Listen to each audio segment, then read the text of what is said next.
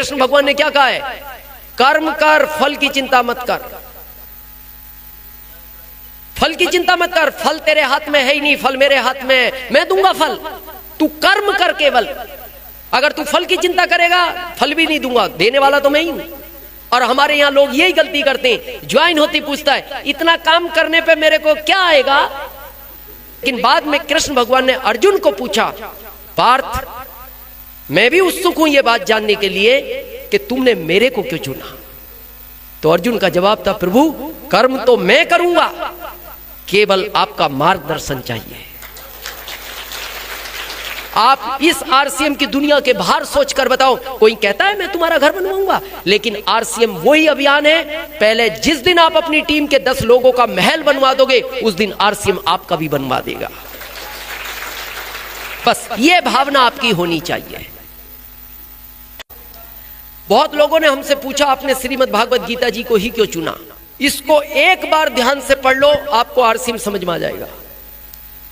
जब आपके कोर्ट में गवाही होती है तो जज गीता जी हाथ पे रख के कहता है, इसको हाथ पर रखकर कसम खाओ मैं जो भी कहूंगा सच कहूंगा, सच के सिवा कुछ नहीं कहूंगा। आरसीएम भी क्या कहता है, आपको आगे बढ़ना है तो आप जो भी फील्ड में कहोगे सच कहोगे, सच के सिवा कुछ नहीं कहोगे, कुछ नहीं कहोगे। दूसरा क्या लिखा है इसमें? कृष्ण भगवान ने क्या कहा है? कर्म कर, फल की चिंता मत कर। फल की चिंता मत कर, फल तेरे हाथ में है ही नहीं, फल मेरे हाथ में है, मैं दूंगा फल। तू कर्म कर केवल। अगर तू फल की चिंता करेगा, फल भी नहीं दूंगा, देने वाला तो मैं ही हूं। और हमारे यहां लोग यही गलती करते हैं, ज्वाइन होती पूछता है इतना काम करने पे मेरे को क्या आएगा? कुछ नहीं आएगा। केवल आप इस भावना से काम करो कि मेरे साथ जो लोग आएंगे उनके घर में मैं डॉक्टर को एंट्री नहीं लेने दूंगा, मैं इस भारत को स्वस्थ करूंगा। वो इतना फल देगा आपको आरसीएम में, आप संभाल नहीं सकते, संभाल नहीं सकते। और क्या लिखा?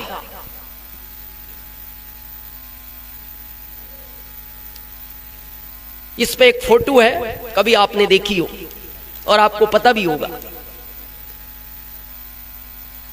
कृष्ण भगवान रथ चला रहे हैं, अर्जुन पीछे बैठे हैं। अर्जुन पीछे बैठे हैं। तो ये कहां से शुरू हुआ? जब दुर्योधन और अर्जुन कृष्ण भगवान से मदद करने के लिए पहुंचे थे, जब युद्ध छिड़ा था। तो पता है जिनको शास्त्रों का ज्ञान है, अर्जुन कृष्ण भगवान के चरणों की तरफ खड़े थे और दुर्योधन उनके सिराने जाकर बैठ गया था। इसका क्या मैसेज है? नहीं, क्यों बैठा वो सिराने? उसको ईगो था कि मैं घमंड में हूं। और आप में भी कई लीडर गलती करते हैं, जरा सा लेवल बढ़ा आप में भी घमंड आ जाता है। घमंड आने में युद्ध हार गया था वो। ये ध्यान रखना, जितने भी सीनियर हैं, हमारे शास्त्रों में उल्लेख है, जिस वृक्ष पर फल ज्यादा होते हैं वो उतना झुका रहता है, उतना ही झुका रहता है। हमारा थोड़ा सा लेवल बढ़ा ना, किसी की बात नहीं सुनते, बस अपनी मर्जी से ही करेंगे। लेकिन बड़प्पन देखिए, यही चीज आदमी को आगे बढ़ाती है। जब कृष्ण भगवान के नेत्र खुले तो पहली निगाह अर्जुन पर गई। बताओ पार्थ कैसे आए थे? तो उन्होंने कहा, प्रभु भ्राताश्री भी आए हैं। कहां है भ्राताश्री? आपके सर पे। वो तो सिराने बैठा था। तो कृष्ण भगवान ने कहा, दुर्योधन पार्थ अधिकार तुम्हारा है नहीं वैसे, क्योंकि मेरी निगाह तुम पर नहीं गई तो अर्जुन पर है। अर्जुन तुम पहले मांगो। तब भी अर्जुन ने कहा, नहीं प्रभु भ्राताश्री बड़े हैं, आप इनको पहले दे दो। तो पूछा भगवान ने, क्या चाहिए? आपकी मदद चाहिए। तो बोले, ध्यान से सुनो दुर्योधन, एक तरफ मैं रहूंगा, एक तरफ मेरी सेना रहेगी, और मैं भी हथियार नहीं उठाऊंगा।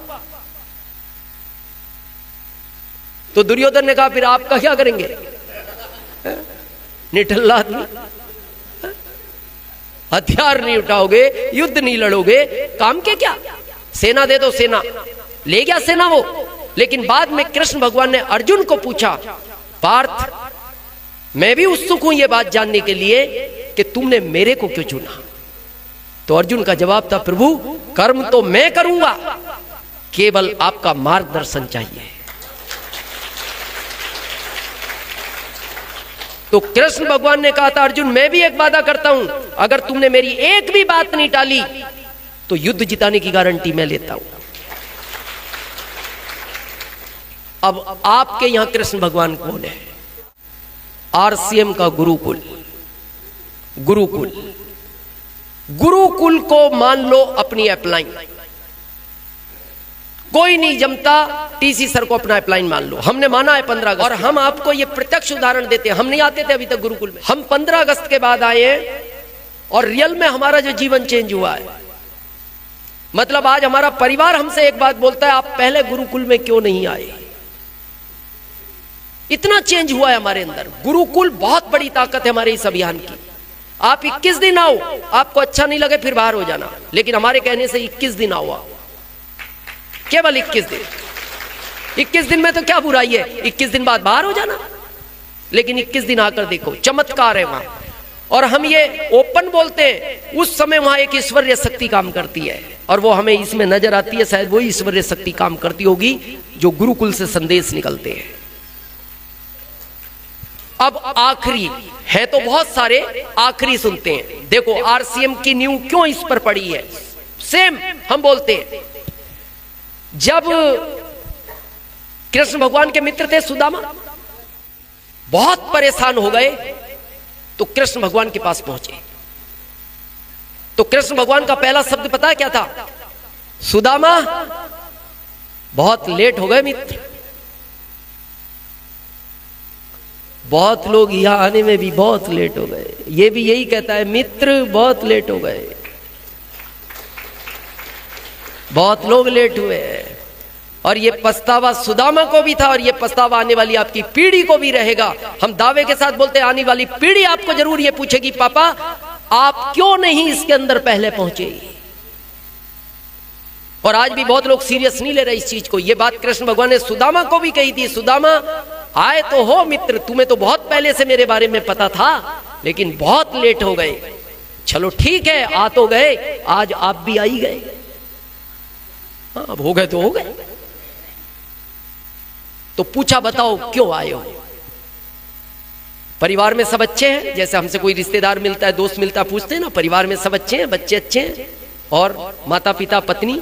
तो जैसे ही उन्होंने पूछा पत्नी सुशीला कैसी है, सुदामा जी रो पड़े उस समय। बोले, प्रभु हाल अच्छे नहीं है, खाने के लिए अन्न नहीं है और रहने के लिए छत नहीं है। बोले, फिर भी इतना लेट हो गए सुदामा? हाँ प्रभु, गलती हो गई मेरे से, अब परेशान मत हो। इतना अन्न होगा, तुम्हारी 7 पीढ़ियों में कोई भूखा नहीं सोएगा।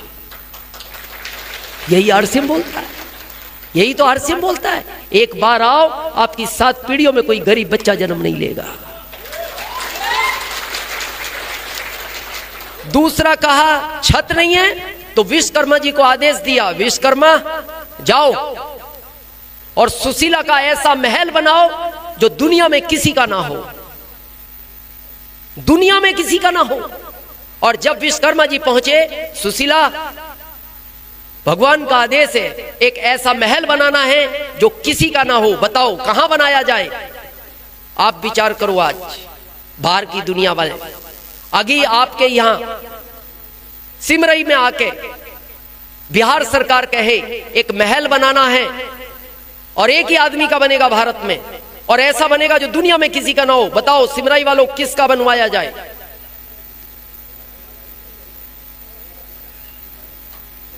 क्या लगता है?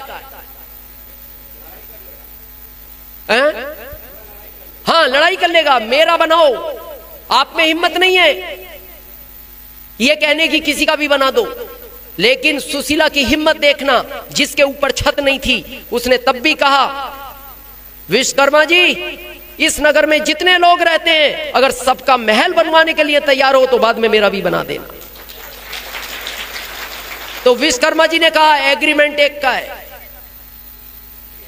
एग्रीमेंट मेरा एक का हुआ है भगवान से, और आपको भी कहते बिहार सरकार एक का ही बनेगा, तुम बताओ अब, बाकी का तो नहीं बनवाएंगे हम। अब बोलो, आप में हिम्मत नहीं है ये कहने की फिर किसी का भी मत बनाओ तो मेरा भी मत बनाओ।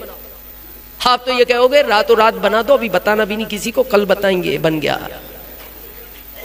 लेकिन वहां भी सुशीला ने कहा वापस जाओ, नहीं बनाना, फिर इनका नहीं बनाते तो मेरा भी नहीं चाहिए। और बाहर जाके विश्वकर्मा जी ने कृष्ण भगवान को पूछा, प्रभु वो तो ये कह रही है सबका बनेगा तो मेरा बनाओ, नहीं तो मेरा भी मत बनाओ। तो कृष्ण भगवान ने विश्वकर्मा जी को कहा, विश्वकर्मा जी ये सीखने का सबक है, इस दुनिया में कोई तो ऐसा है जो दूसरों के लिए अच्छा सोचता है, कोई तो ऐसा है। आप इस आरसीएम की दुनिया के बाहर सोचकर बताओ, कोई कहता है मैं तुम्हारा घर बनवाऊंगा, लेकिन आरसीएम वही अभियान है, पहले जिस दिन आप अपनी टीम के 10 लोगों का महल बनवा दोगे उस दिन आरसीएम आपका भी बनवा देगा। बस ये भावना आपकी होनी चाहिए।